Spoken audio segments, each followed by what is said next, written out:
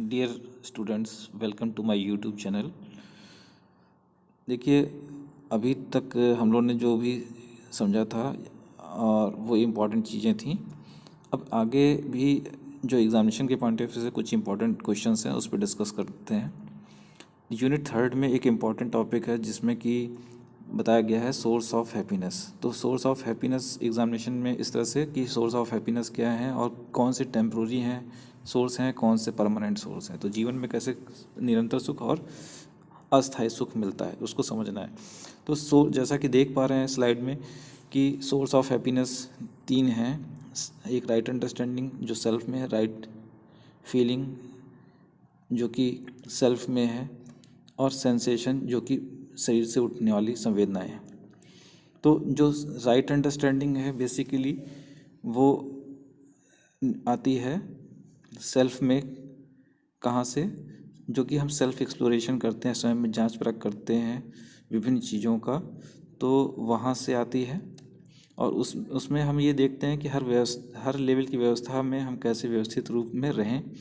और वही सही भाव जो है, राइट फीलिंग, वो हमें सेल्फ एक्सप्लोरेशन के माध्यम से जो राइट अंडरस्टैंडिंग अर्जित हुई है हर व्यवस्था के बारे में, उसमें जीने में मदद करते हैं। आप डिटेल में चलते हैं थोड़ा सा। देखिए, सोर्स ऑफ हैप्पीनेस में अस्थायी रूप से जो टेम्प्रोरी हैप्पीनेस है उसको कहा जाता है सोर्स ऑफ एक्साइटमेंट। क्यों कहा जाता है? क्योंकि जो फीलिंग्स है जिसको हम राइट फीलिंग्स समझ रहे हैं, अगर वो दूसरे पे हम डिपेंड करते हैं, राइट फीलिंग्स में कौन कौन सी फीलिंग्स हैं? 9 फीलिंग्स हैं जो कि संबंधों को, रिलेशनशिप को मेंटेन रखने में मदद करती हैं। Relationship between the basically human to human. तो उसमें ये 9 जो कि ट्रस्ट है से लेकर के लव तक है। तो बेसिक फाउंडेशन जो है वो ट्रस्ट है किसी भी रिश्तों में, और लव जो है कंप्लीट वैल्यू। अगर हम दूसरे पे डिपेंड करते हैं इन भावनाओं के लिए तो ये हमें अस्थायी सुख देता है। वहीं अगर हम दूसरे पे डिपेंड है, क्योंकि दूसरे पे डिपेंड होने पे हमें जो दूसरा व्यक्ति है वो क्योंकि अस्थायी है, आज है कल नहीं है, तो इस वजह से वो हमें टेम्प्रोरी ही जो है सुख में देगा। वहीं दूसरी तरफ हम सेंसेशन की बात करें, जो शरीर से उठने वाली संवेदनाएं हैं, जिसमें कि शरीर की विभिन्न जो इंद्रियां हैं जिससे कि हमें महसूस होता है touch, sound, form, taste, smell, ये भी शरीर क्योंकि टेम्प्रोरी है तो उससे उठने वाली जो संवेदना है उस पर डिपेंड करेंगे तो हमें हैप्पीनेस कुछ समय के लिए मिलेगी, और वो अल्टीमेटली अगर उस पर पूरी तरह से डिपेंड होते हैं तो दुख की तरफ ले जाती है। इसीलिए उसको कहा जाता है टेम्प्रोरी हैप्पीनेस। अभी आगे बढ़ते हैं। जीवन में निरंतर सुख के स्रोत क्या है? Source of continuous happiness. जैसा कि देख पा रहे हैं कि सही समझ जो कि मैं में है, खुद में है, कॉन्शियसनेस वाले पार्ट में, जो कि सेल्फ एक्सप्लोरेशन माध्यम से आता है हमारे में। हैप्पीनेस के लिए जो है हमें चारों लेवल की व्यवस्थाओं को समझना होगा। कौन सी चारों लेवल की व्यवस्थाएं? खुद की, स्वयं की, ह्यूमन बीइंग की, और उसके परिवार की, स्वयं के परिवार की, और समाज की, और प्रकृति की।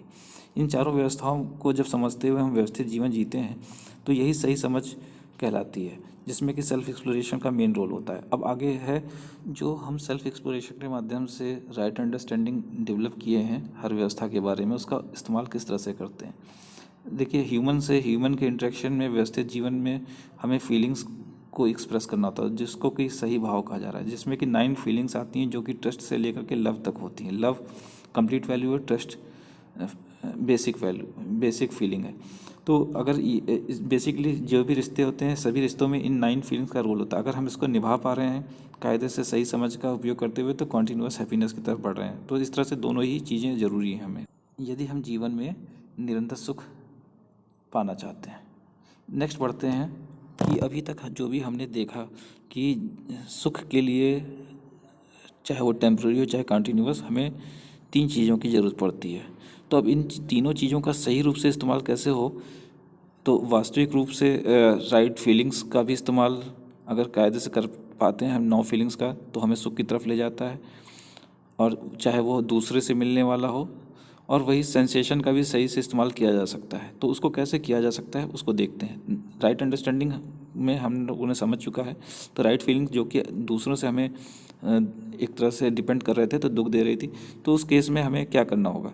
उसके लिए from others for evaluating state of the others self. जो भी हमने 9 फीलिंग्स को समझा हुआ है, तो हम उसको इवेल्युएट करते हैं दूसरे के लेवल पे कि वो क्या वहाँ पे वो जो भी 9 फीलिंग्स है उनका इनपुट प्रॉपर जा रहा है, नहीं जा रहा है, तो उसको फुलफिल करते हैं, जिसको कि जस्टिस होता है। तो न्याय, जब संबंधों के बीच में न्याय होगा तो राइट फीलिंग्स की इनपुट होगी और एक म्यूचुअल हैप्पीनेस होगी, जो कि कॉन्टिन्यूस हैप्पीनेस की तरफ ले जाएगी। इसी तरह से सेंसेशन में जो भी शरीर से उठने वाली संवेदनाएं हैं वो हमें बताती हैं कि शरीर के लिए क्या ज़रूरी है। जब हम उन संवेदनाओं के अधीन हो जाते हैं, उसी को सब कुछ मान लेते हैं, तो हम परतंत्रता या दुख की तरफ जाते हैं। तो अगर हम जो भी शरीर से उठने वाली संवेदनाएं हैं, जो कि हमें शरीर की बॉडी के लिए आवश्यकताएं बताती हैं, अगर उसको हम ध्यान में रखते हैं तो हम बॉडी का प्रॉपर केयर कर पाएंगे और बॉडी स्वस्थ होगी, और इस तरह से हमारा कार्य और व्यवहार और फीलिंग्स प्रॉपर होगी। तो फाइनली आपको समझ में आ गया होगा। एक बार मैं फिर से बताता हूँ कि एग्ज़ाम में के पॉइंट ऑफ व्यू से आपको ये, जब पर भी सोर्स ऑफ हैप्पीनेस पूछा जाता है तो उसमें आपको तीनों ही स्लाइड्स जो डिस्कस की गई हैं, चारों स्लाइड्स, वो सभी बताना होगा, जिसमें कि source of temporary happiness, permanent happiness, और किस तरह से इन तीनों चीज़ों को, जो source of continuous happiness and permanent happiness हैं, उनको प्रॉपर्ली बैलेंस करके लाइफ में हैप्पीनेस लाई जा सके। Thank you. अगर आपका कोई सजेशन हो तो कमेंट बॉक्स में कमेंट करें।